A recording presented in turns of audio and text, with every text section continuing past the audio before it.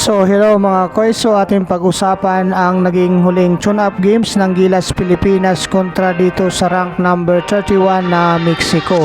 So ang Gilas Pilipinas nga mga koys ay wala ditong Jordan Clarkson.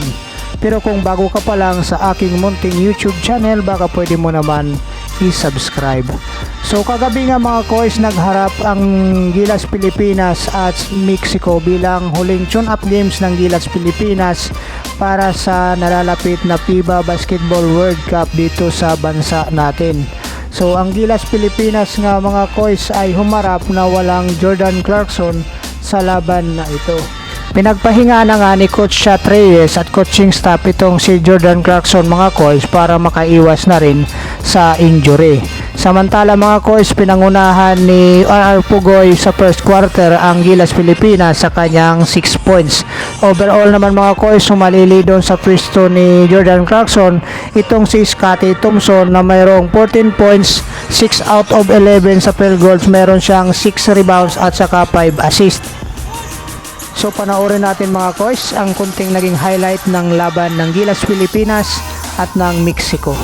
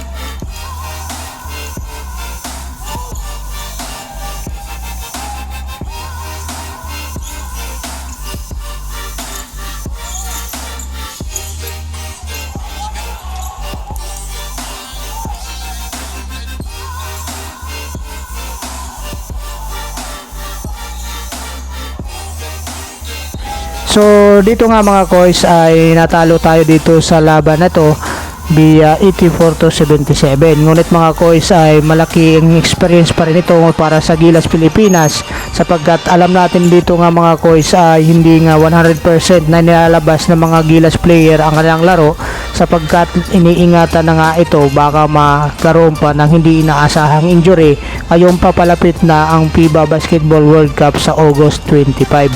So dumidikit niya dito mga koys ang scoring lang. So sa first quarter nga ay nagtapos sa 31-27. Sa second quarter naman mga koys ay tumabla pa nga ito sa 51 all. At sa third quarter naman naging 6 ang kalamangan ng Mexico, 69-63. At sa fourth quarter nga ito 84-77. So maraming salamat mga koys sa inyong panonood. Kung bago ka pa lang sa aking munting YouTube channel, baka pwede mo namang i-subscribe. God bless you all. Bye bye.